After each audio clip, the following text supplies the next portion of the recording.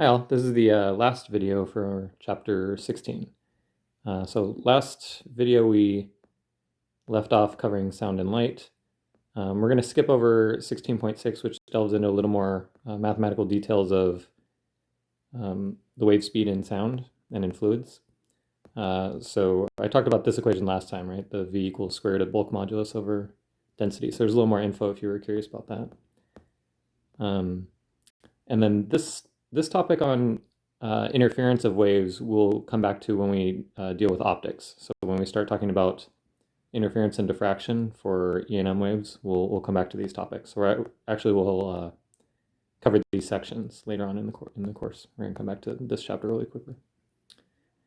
Okay, so where we're going to start this video, and this video doesn't have a motivating example just because it's sort of three smaller topics bunched up together. The power and intensity is a topic that will, it really applies to all waves, but especially sound and E&M waves. And then decibels and Doppler effect, these are mainly just for sound. Although we do use, so I'll mention a few facts about decibels that are used for electrical signals, and it's a different way of measuring. It's a logarithmic scale of measuring, but in the context of traveling waves, it's just for sound. So decibels is sort of the nice bridge between these points 1 and 3, because decibels relates to intensity, but it's just for sound waves, and the third topic is just for sound waves on a completely unrelated thing. Okay, so let's start with the first one, power versus intensity. So we're going to have an equation involving power P and intensity I. And without taking a physics class, these words are used almost interchangeably, right? If you say a wave or some source of light or something has bigger power or is more intense, they basically mean the same thing, right? Stronger wave, brighter light, for example, or a louder speaker. But really there's a difference between these two, and they even have different dimensions. So this gives one clue as to how we differentiate between these. So power you've seen before. Power, the units of power, dimensions of power are energy per unit time. So power is energy per unit time. And so describe the dimension and then the SI unit right here. So the SI unit of this is watts.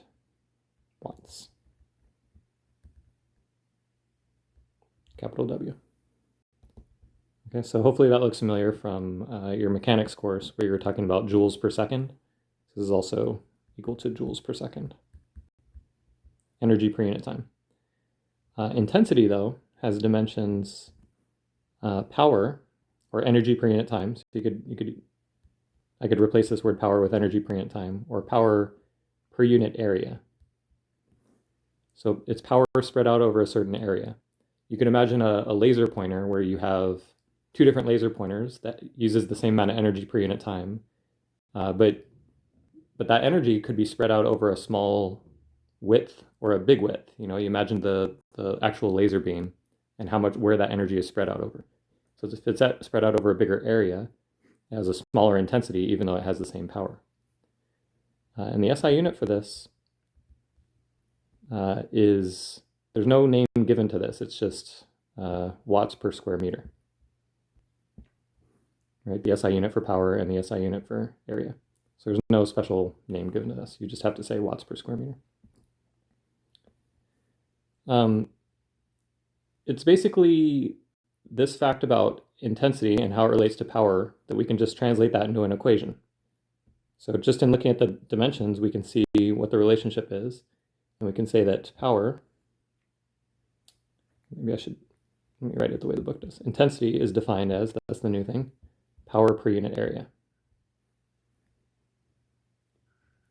All right, so let's look at a particular example. Let's say we have the sun. And we're going to look at two different radii. So the Earth is pretty far away from the sun. Earth. And let's pretend there's a planet X that's exactly half the distance to the sun. Right. Planet X. This is the sun. Okay, so we want to be able to describe, so let me write an actual question down. Let's call this an example. The question here is, if the intensity of sunlight at the Earth's surface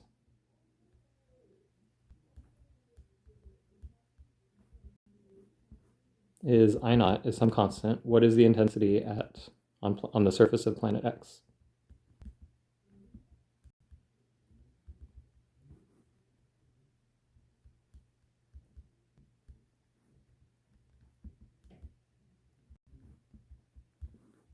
Right?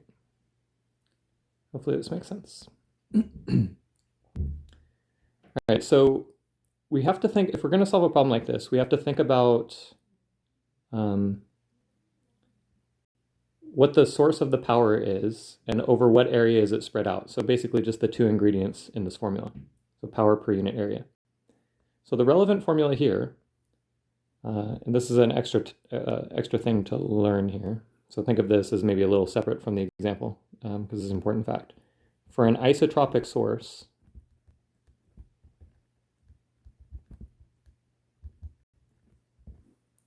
I'll say what the word isotropic is in just a second. Power of the source is equal to, right, let me write this the way that we wrote the other one too. Power of the source divided by the area over which that power is spread out. Okay, so isotropic means that the emitter, so the source is emitting some energy per unit time, right? So this is the power of the source, the energy that it's releasing per unit time. If it's releasing that energy isotropically, that means it's releasing it in all directions equally.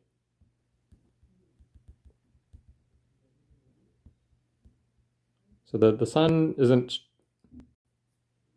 trying to focus all of its light rays, along a certain direction. It just emits in all directions equally in 3D space. So for any source like that, then the power at any location, sorry, I said power at a location. So that doesn't really make too much sense, right? The power right there. Well, power from what? Well, power of sunlight. Well, it's the whole sun that has the power. There's a certain amount of energy being given off by the sun per unit time. So that there's light going through here, through here, through here, through this whole imaginary surface. So if you've taken E&M, you got used to drawing these imaginary surfaces, right? These Gaussian surfaces. So imagine a spherical shell surrounding the sun. However much energy is going through that shell, it's going through any other shell as well, right? It's the same, so energy isn't bunching up in the middle here.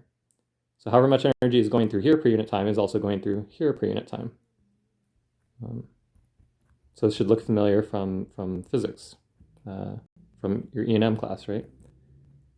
Remember the total electric flux? That's like the total power here. So that power is coming from the sun, and it's spread out over 4 pi r squared, right? The area. It's that total power of the sun divided by the area, and the area could be as big as you want. So it's the intensity that's going down the farther we are away from the sun. So you talk about the intensity at a point due to the sun. So the sun has some power spread out over an area and that area, the relevant area is how far is the area of a spherical shell that has radius equal to the distance that you're at from the source. Okay, so let's go back to our problem right here. So the intensity at the Earth's surface is equal to the power of the sun, the total power given off So total energy per unit time given off by the sun. So it's some huge amount of watts per square meter. Sorry, just watts, not watts per, remember watts per square meter is intensity. So a certain number of watts. And then divided by 4 pi times the radius that the Earth is away from the sun. So we're going to have 2 radii in this problem, right? We have the radius that planet X is away. We'll call that r. And then we'll say that the radius that the Earth is away is 2r. So r versus 2r. So for the Earth, we'll go ahead and plug in the 2r. And I just labeled it so that, instead of r and 1/2 r, I prefer r and 2r. I don't want to deal with fractions if I can avoid it. Okay, so that'll be the intensity at the Earth. The intensity at the surface of X is the power of the sun, but now it's spread out, that power is spread out over an area of 4 pi r squared, not 4 pi times 2r squared.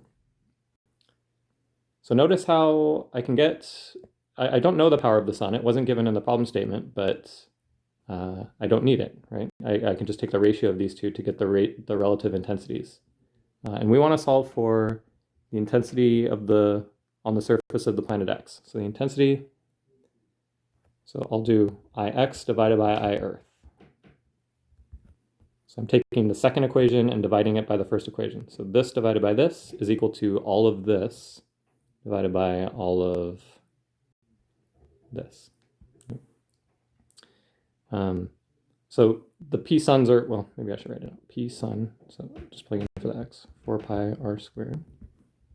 P sun over 4 pi 2r squared. So I can take that bottom fraction, flip it, put it on the numerator. The p suns are going to cancel out. The 4 pi's are going to cancel out. And even the r squareds are going to cancel out. So this is going to be 4. Ix is 4 times I Earth.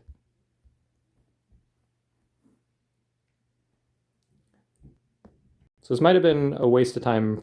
Well, you might have done so many ratio style problems that this was obvious as soon as I asked the question. You'd say, well, intensity drops off like r squared, or intensity goes like 1 over r squared. And so if I double the distance, that's 1/4 the intensity. So the intensity at the Earth is 1/4 the intensity of planet X, or this one's 4 times bigger than this. So the more problems like this that you do, the more comfortable you get at it. Okay, one last fact before we go on to sound intensity is a statement that's more that takes us back to waves. So for waves, we had remember we had some displacement. Wave involves a displacement of something, right? It doesn't even have to be matter, because for E and M waves it's an electric or a magnetic field. For waves of amplitude A,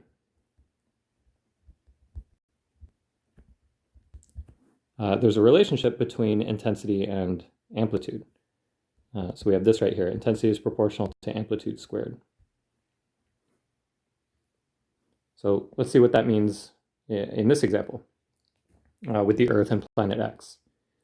So what this means is that if the intensity on planet X surface is 4 times the intensity at the Earth's surface, the intensity of sunlight. So because intensity is proportional to amplitude squared, this would mean, so back to the example here.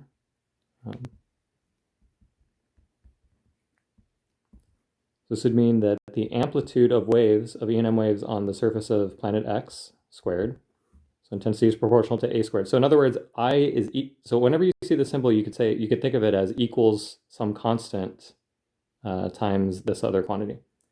So for Ix, you could replace it with a constant times the amplitude squared, and then for the Earth, you could replace it with that same constant times the amplitude of sunlight on Earth's surface squared, and then that constant will cancel out from both sides. That's how I'm able to translate this equation right here to this equation right here. If I take the square root of both sides, that means that the amplitude is 2, twice as big as the Earth's amplitude. So whatever the electric field of sunlight is at the Earth's surface, the electric field amplitude would be twice as big on the planet on planet X's surface. So this example was in particular looking at sunlight, which is an E and M wave, but this relationship is completely general. It's true for waves on strings, it's true for sound waves, it's true for E and M waves. And that's why the book just couldn't resist from throwing it in. So the book doesn't really motivate why this is true. Well, I shouldn't say that. It's talking about energy. Energy is related to amplitude, and then energy is clearly related to power. So they sort of quickly justify it by connecting the two with energy. All right. Now for sound waves, so the second thing we want to cover is the Doppler effect, or decibels, sound intensity level. So watts per square meter, so 1 watt per square meter is an intensity of a wave. For a sound wave, this is huge. And remember, intensity would be the more relevant quantity here, right? A speaker it has a certain power, but the loudness of the sound is more so a function of intensity, right? If you're right up next to a speaker, it's really intense sound waves. It sounds really loud. But if you're really far away from the speaker, it doesn't sound as loud. So loudness is more so related to intensity than power. Okay, so if I want to talk about the loudness of something, I'm talking about the intensity. So 1 watt per square meter for a sound wave is very loud. Right? It could probably damage your hearing. And we'll get a sense for just how loud it is in just a second. So it's loud, but you can hear it, and you wouldn't necessarily become permanently, definitely not permanently deaf, and you probably wouldn't even have any long-term damages as long as this was very short, as long as you weren't subjected to this intensity for too long. But humans can, so I think your book starts off by saying, human hearing spans an extremely wide range of intensities. So you can start listening, you can hear sounds that are as low as 1 times 10 to the minus 12 watts per square meter. And you can hear loud things are, several orders of magnitude higher than that.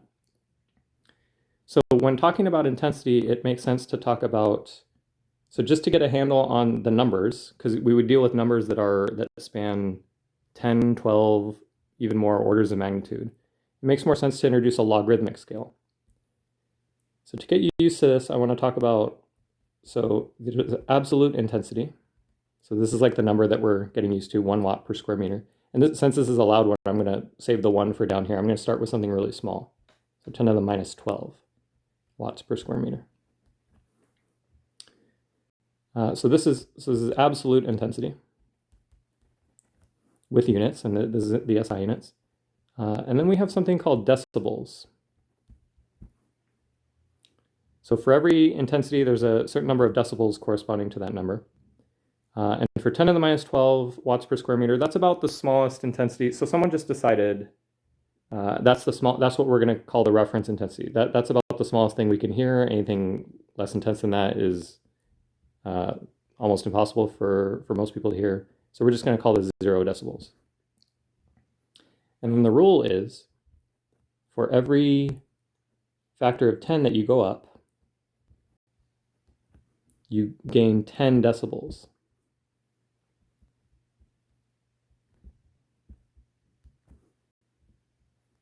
$20 decibels. So you can probably guess what the next ones are going to be, right? 10 to the minus 9 would be 30 decibels. 10 to the minus 8 would be 40 decibels, etc. So this keeps going on to 1 watt per square meter. Remember, these are negative exponents, so as we grow, we get, so 10 to the 0, which is 1 watts per square meter. So this is, starting with 10 to the 12, we have to increase by a factor of 10 12 times. So we have to add 10 to the right-hand side 12 times. So this is 120 decibels. And that is a very, very, very loud sound. So all your books were written by 80-year-old cranky people who describe the loudest, like one of the loudest things as a rock concert, and things that are going to almost provide you hearing damage for the rest of your life. It's funny, all of these tables always include rock concert as one of the loudest things. By the way, in my classes, I try and get the class to get as quiet as they possibly could be, and as loud as they could possibly be. So as the quietest the room could be is 40 decibels, which your book describes as outdoors, no traffic, which sounds about right. And then the loudest the class could get, shouting, screaming, applauding, and everything, is 90 decibels. So just to give you a sense of how big, these decibel numbers are. Me speaking in a room is about 60 decibels, normal conversation at 1 meter. Okay, so there is a conversion factor. So this special, remember, this is a reference intensity. This is the special one, just where we decided to put 0 decibels. So this one is given a special label I0. This is called the threshold of human hearing, I0.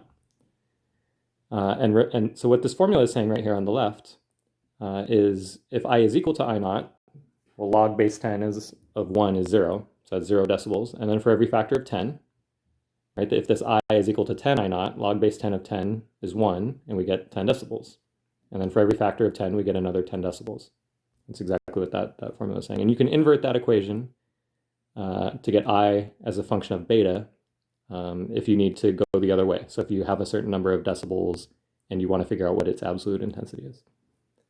And there's a couple special properties. I mean, I mentioned that this isn't just for sound waves because so electrical engineers will describe electrical signals in terms of decibels. Just ambient noise electrical signals. Even your Wi-Fi, if you look at the tech specs of your Wi-Fi signal, you'll be able to see it'll have noise in decibels, just because it's a lot easier to deal with, to talk about a huge range of intensities. Right. One good fact is for factors of 10, it's clear. For a factor of 2, so in other words, on the left-hand side, if I didn't increase by a factor of 10, but if I multiplied by 2 instead, I would add 3 on the right-hand side. That actually winds up being a good approximation. So this table is exact, but multiplied by 2 on the left is a plus 3. So also, let me just give a random fact. Also, if I times 2 here corresponds to adding 3 decibels right here. So that's nice. So if I had 123 decibels, that corresponds to 2 watts per square meter. Okay, one last topic.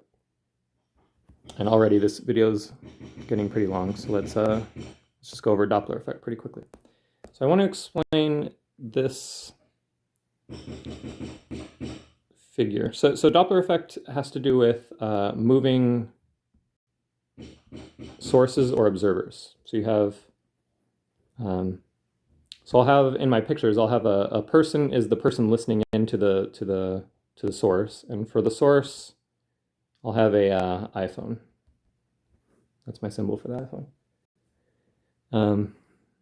Okay, so now if both things are at rest, then whatever frequency the iPhone is blaring at, that's what the frequency that the person is going to hear. Okay, so if nobody's moving, nobody is moving,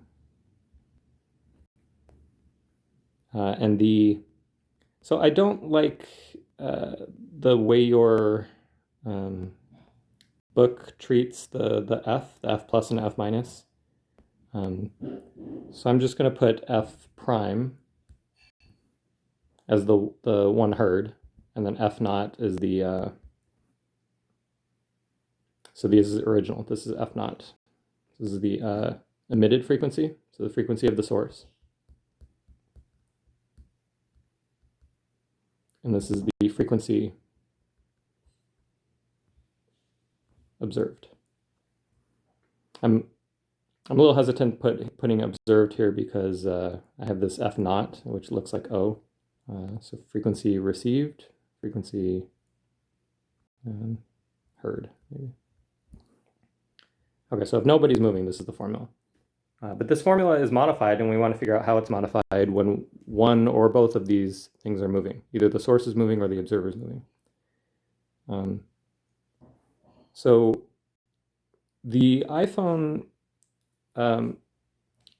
So one fact that I think most people are familiar with is if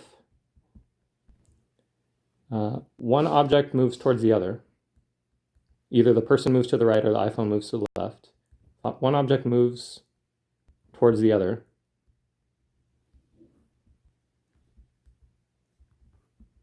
then f prime is bigger than f naught.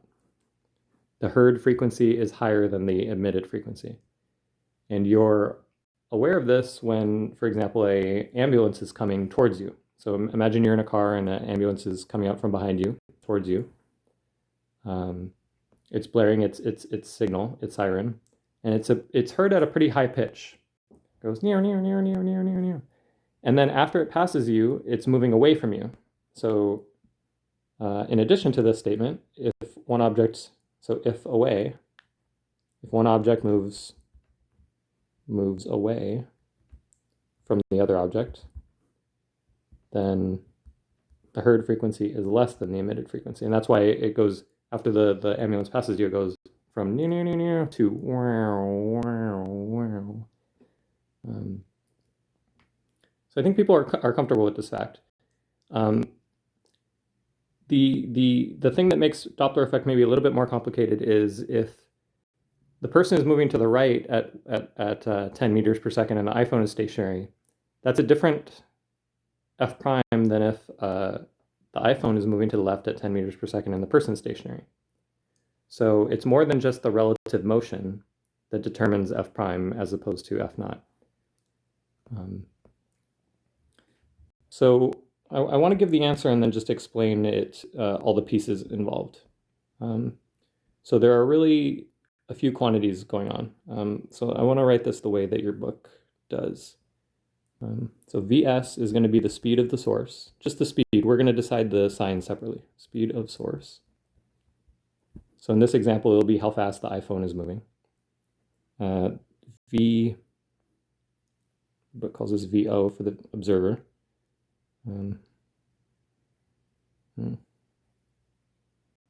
I'll put OBS for just to make sure we get that straight from f naught for the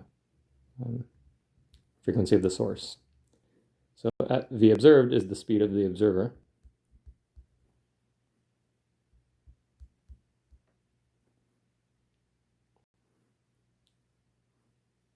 And V is the speed of sound.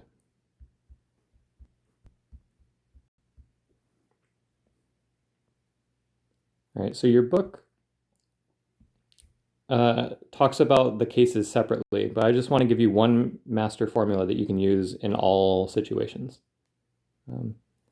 So the formula that I want you to know is f prime is equal to f naught, and then times this huge factor. So there's going to be something on the numerator and something on the denominator.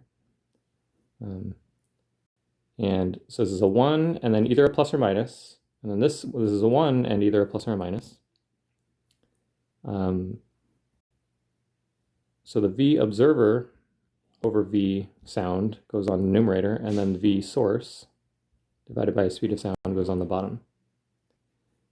So this formula is nice. It works in any situation. The only hard part is determining whether you choose the plus on the top and whether you choose the plus or minus on the top and whether you choose the plus or minus on the bottom. So there's 4 possibilities, right? Plus plus, plus minus, minus plus, or minus minus. The way you determine which one to use is, so you focus one at a time on what's going on.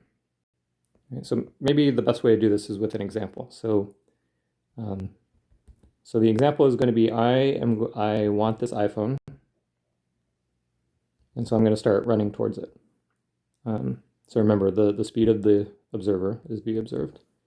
The iPhone is scared of me and it's going to run away, and the iPhone's really fast. It happens to run faster, but it doesn't matter how quickly it's moving. So it's running away from me. Right? So it's emitting sound at frequency f naught. Now I want to figure out what's the frequency that I hear. What is f prime?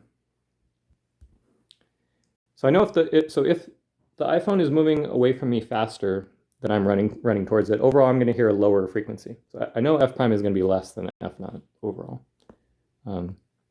But let's just revisit that at the end of the problem. I don't need to know that to choose the signs here. Okay, so I'm just going to copy down the answer here. This f prime equals f naught. 1, and then I'm going to leave this right here blank. I don't know whether it's a plus or minus yet. 1 plus or minus v observed over v, and then 1 plus or minus v source over the speed of sound. All right. So we need to focus separately on the numerator and the denominator. So first let's do the numerator. And the numerator is going to depend on the observer. So I am going to treat this, so when I'm doing the numerator, I'm going to treat the source at rest. So for this part, for the numerator part, pretend the source is at rest. Pretend the iPhone is at rest for this part, first part. So if I pretend the iPhone is at rest and the observer goes towards the source, that's the relative motion such that the observed frequency is definitely going to be higher, right? If that was the only thing going on and Vs was 0, then I would hear a higher frequency. F prime would be bigger than f naught. So if that's the case, if f prime is bigger than f naught, the way that I can get a number bigger than 1 in this parentheses, and remember we're treating this as 0, but the way that to do that is to choose a plus sign right here. So if I pretend the iPhone is at rest, I know f prime would have to be bigger than f naught for this relative motion, because it's relative motion such that the two objects are getting closer together. That would force me to choose the plus right here. Okay, so we're done with the numerator. For the denominator, we have to pretend something else is at rest. Okay, so for this one, we have to pretend the observer is at rest. Pretend the observer is at rest.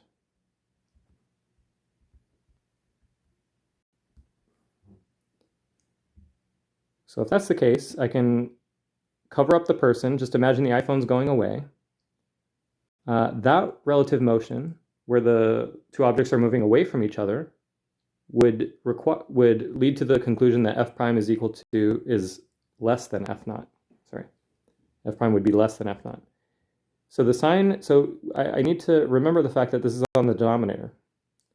What sign should I choose here so that f prime is less than f naught? This needs to be bigger than 1. So a number bigger than 1 on the denominator means that overall, this whole thing, including the f naught, this whole thing would be less than f naught. So this parentheses would be less than 1. Again, we're ignoring the numerator here. We can just set v observer equal to 0 when we're focusing on this sign. So that lets us choose our two signs. So basically, we're using the answer. We already know these two facts. If the relative motion is towards each other, then f prime is bigger than f naught. Otherwise, if they're moving away from each other, f prime is less than f naught. I'm using that fact to help me remember which sign to use on the numerator and the denominator.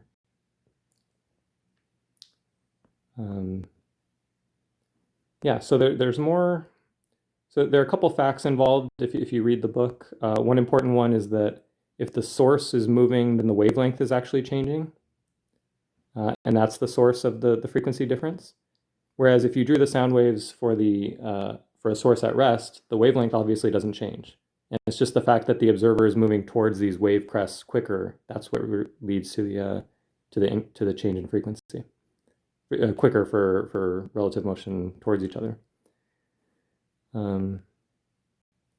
That's the main thing. There's a different Doppler effect for light waves. So notice how the speed of sound is featured in this formula. You do need to know the speed of sound. But for light in relativity, there is no, you don't need a medium. So there is no analog for the speed of sound there. So you might say the speed of light, but so Einstein would have words with you. So all that matters in relativity is the relative motion between two objects. There's no such thing. So here we can say that the observer is moving to the right and the iPhone is moving to the right. That's relative to air. So we're assuming here that the air is at rest in this problem. So there's really 3 speeds going on, and that's why all 3 of them are important. In relativity, the medium doesn't really matter. There's no medium here. For light propagation, it wouldn't require this medium.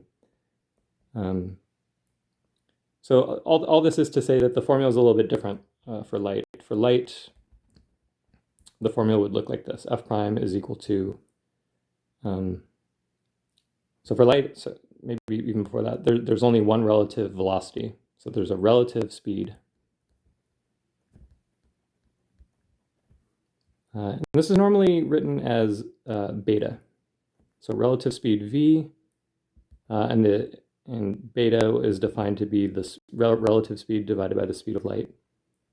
Beta is pretty more common in relativity problems. So there's only one speed. So like right here, the relative speed, not using relativistic effects, but what you're used to, the relative speed would be Vs minus V observer. So if you just do this Vs minus V observer, that's what we're calling V right here. So notice this V is not the same as the speed of sound that we used right here. So in that case, for light, F prime is equal to F naught square root of 1 minus or plus beta divided by 1 plus or minus beta. And these two, there's not 4 different combinations here. It's either, maybe I should just rewrite it this way. It's minus and plus, or it could be plus on the top and then minus on the bottom. And again, it depends on whether the relative motion is towards each other or away from each other. So if the two objects are overall getting closer to each other, then F prime is going to be bigger than F naught. And if they're receding away from each other, F prime is less than V naught. So the way I wrote it, if beta is just the magnitude and a positive quantity, it looks like F prime is less than F naught. This is for objects receding away from each other, so for objects moving away from each other.